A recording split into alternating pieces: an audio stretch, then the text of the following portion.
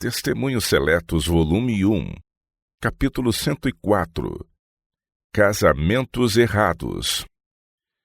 Vivemos nos derradeiros dias, quando a mania do assunto matrimonial constitui um dos sinais da próxima vinda de Cristo. Deus não é consultado nessas questões. A religião, o dever e os princípios são sacrificados a fim de satisfazer aos impulsos do coração não consagrado. Não deve haver grande ostentação e regozijo sobre a união de nubentes. Nenhum casamento em si se demonstra feliz e tem a sanção de Deus e coloca os cônjuges em condição de melhor o glorificarem. Inúmeras são as más consequências de maus casamentos. São realizados por impulso. Uma visão sincera do assunto mal se pensa em obter e a consulta com as pessoas de experiência é considerada coisa antiquada. Impulso e paixão profana, eis o que ocupa o lugar do amor puro. Muitos põem em risco a própria alma e trazem sobre si a maldição de Deus por entrarem nas relações conjugais unicamente para satisfazer a fantasia. Foram-me mostrados casos de pessoas que professam a verdade e cometeram grande erro casando-se com incrédulos. Foi por eles nutrida a esperança de que a parte não crente havia de abraçar a verdade. Uma vez que essa parte conseguiu seu objetivo, porém, fica mais afastada da verdade que dantes. Começam, então, as sutis operações, os contínuos esforços do inimigo para desviar o crente da fé. A influência das alianças mundanas. Muitos há que estão perdendo o interesse e a confiança na verdade por se haverem entrado em íntimo contato com incrédulos. Respiram uma atmosfera de dúvida, de desconfiança, de infidelidade. Têm a incredulidade diante dos olhos, dos ouvidos e afinal a acalentam. Alguns talvez tenham valor de resistir a essas influências. Em muitos casos, porém, sua fé fica imperceptivelmente minada, destruída afinal. Satanás foi então bem-sucedido em seus planos. Operou tão sorrateiramente por meio de seus instrumentos que as barreiras da fé e da verdade foram derribadas antes de os crentes terem qualquer ideia da situação em que se encontravam. Coisa perigosa é formar uma aliança mundana. Bem sabe Satanás que o momento que testemunha o enlace de muitos rapazes e moças põe um ponto final em sua história religiosa, em sua utilidade nesse sentido. Acham-se perdidos para Cristo. Poderão por algum tempo fazer um esforço para viver a vida cristã. Todos esses esforços, no entanto, são feitos contra a decidida corrente em sentido contrário. Outrora era para eles um privilégio e prazer falar acerca de sua fé e esperança. Chegam, porém, a relutar para mencionar tal assunto, sabendo que aquele com quem uniram o destino não tem nenhum interesse no mesmo. Em consequência, perece no coração a fé na preciosa verdade e Satanás tece traiçoeiramente em torno deles uma rede de ceticismo. É o levar ao excesso que é lícito o que o torna grave pecado. Os que professam a verdade espezinham a vontade de Deus desposando incrédulos, perdem-lhe o favor e fazem dura a obra do arrependimento. O incrédulo poderá ser dotado de excelente caráter moral.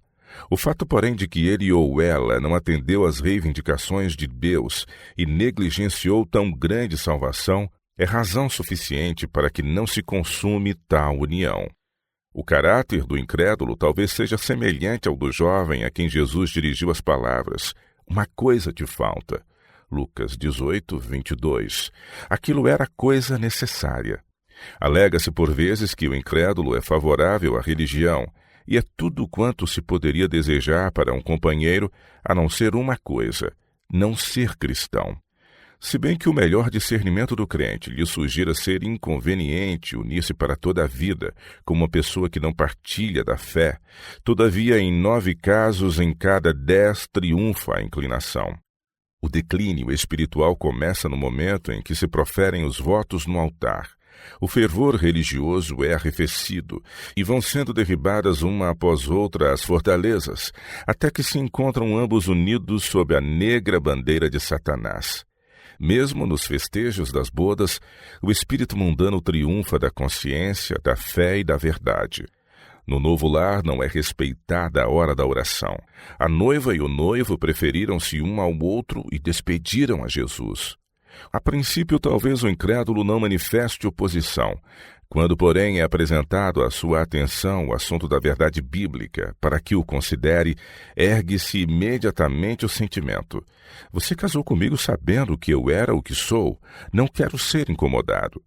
Daqui em diante, fique entendido que são proibidas as conversas sobre seus peculiares pontos de vista. Caso o crente manifeste qualquer zelo especial com relação à sua fé, pareceria descortês para com aquele que não toma nenhum interesse na vida cristã. O crente raciocina que nas novas relações tem de conceder alguma coisa ao companheiro de sua escolha. São patrocinados entretenimentos sociais, mundanos. A princípio, com grande relutância de sentimentos por parte do crente ao fazer isto, mas depois o interesse na verdade vai se tornando cada vez menor e a fé se transforma em dúvida e incredulidade. Ninguém haveria suspeitado que aquele outrora firme e consciencioso crente, consagrado seguidor de Cristo, se pudesse tornar um dia duvidoso e cheio de astúcias. Oh, a mudança operada por aquele matrimônio imprudente! Considerar sinceramente a questão. Que deve fazer todo crente quando levado a essa posição difícil para a solidez dos princípios religiosos? Com firmeza digna de imitação, deve ele dizer francamente: sou um cristão consciencioso. Creio que o 7º dia da semana é o sábado bíblico.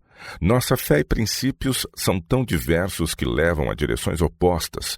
Não nos é possível ser felizes juntos, pois se prossigo em adquirir mais perfeito conhecimento da vontade de Deus, tornar-me-ei mais e mais diferente do mundo e mais me assemelharei a Cristo. Se você continua a não ver nenhuma beleza em Jesus, nenhuma atração na verdade, amará um mundo que eu não posso amar, ao passo que eu me deleitarei nas coisas de Deus que você não pode apreciar. As coisas espirituais discernem-se espiritualmente. Sem discernimento espiritual, você será incapaz de ver os direitos que Deus tem sobre mim ou de avaliar minhas obrigações para com o Mestre a quem sirvo. Então você achará que o negligencio por causa de meus deveres religiosos. Não se sentirá feliz, terá ciúmes da afeição que consagro a Deus e sentir-me-ei só em minha crença religiosa. Quando se mudarem seus pontos de vista, quando seu coração atender aos reclamos de Deus e aprender a amar a meu Senhor, então poderemos reatar nossas relações. O crente faz então por Cristo um sacrifício que sua consciência aprovará e que mostra que ele estima a vida eterna demasiado alto para correr o risco de perdê-la. Sente que melhor lhe é permanecer solteiro do que ligar seus interesses por toda a vida com uma pessoa que prefere o mundo a Jesus e que o buscaria levar para longe da cruz de Cristo. O perigo de dedicar o afeto aos incrédulos, porém, não é avaliado. Na mente juvenil, o casamento se acha revestido de um romance, e difícil é despojá-lo desse aspecto com que a imaginação o envolve e impressionar o espírito com o senso das pesadas responsabilidades compreendidas nos votos matrimoniais. Esses votos ligam os destinos de duas pessoas com laços que coisa alguma senão a mão da morte deve desatar. Eles não podem andar juntos. Há de uma pessoa que está em busca da glória, honra, imortalidade, vida eterna, formar união com outra que se recusa a entrar na fileira com os soldados da cruz de Cristo? Haveis vós que professais escolher a Cristo como vosso chefe e ser-lhe obediente em tudo, de unir vossos interesses com uma pessoa que é governada pelo príncipe dos poderes das trevas? Andarão dois juntos se não estiverem de acordo? Amós capítulo 3, verso 3. Também vos digo que se dois de vós concordarem na terra acerca de qualquer coisa que pedirem, isso lhe será feito por meu Pai que está nos céus. Mateus 18, 19. Que estranho, porém, o que se nos depara. Enquanto um daqueles que se acham tão estreitamente unidos está empenhado em devoção, o outro vive indiferente e descuidoso, ao passo que um busca o caminho da vida eterna, o outro segue a estrada larga que conduz à morte. Centenas de pessoas têm sacrificado a Cristo e ao céu em consequência de haverem desposado o inconverso.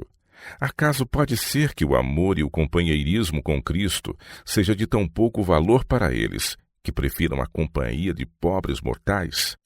É o céu tão pouco estimado que estejam dispostos a arriscar esse prêmio por alguém que não sente amor algum para com o precioso Salvador? A felicidade e o êxito da vida de casados depende da união dos cônjuges. Como pode a mente carnal se harmonizar com um espírito semelhante ao de Cristo? Um semeia na carne, pensando e agindo em harmonia com os impulsos do próprio coração, o outro semeia no espírito, reprimindo o egoísmo, vencendo as inclinações e vivendo em obediência ao Mestre a quem professa servir. Existe, portanto, eterna diferença de gostos, inclinações e desígnios. A menos que o crente, mediante sua firme adesão aos princípios, conquiste o impenitente, há de, como é o mais comum, ficar desanimado e vender seus princípios religiosos pela desvaliosa companhia de um ente que não tem ligação com o céu. Deus proibiu rigorosamente o entrelaçamento por alianças matrimoniais de seu povo com as outras nações. Alega-se agora que essa proibição foi feita a fim de impedir os hebreus de casarem com idólatras e formarem ligações com famílias pagãs. Os pagãos, no entanto, achavam-se em condições mais favoráveis do que os impenitentes desta geração, os quais, tendo a luz da verdade, ainda se recusam persistentemente a aceitá-la. O pecador de hoje é incomparavelmente mais culpado que os gentios, pois a luz do Evangelho brilha clara ao seu redor. Ele viola a consciência e é um inimigo deliberado do Senhor. O motivo indicado por Deus para proibir esses casamentos foi: pois fariam desviar teus filhos de mim. Deuteronômio 7, verso 4. Aqueles dentre o antigo Israel que se arriscaram a desprezar a proibição divina, fizeram-no com o sacrifício dos princípios religiosos. Tomai o caso de Salomão como exemplo. Suas mulheres lhe desviaram o coração de Deus.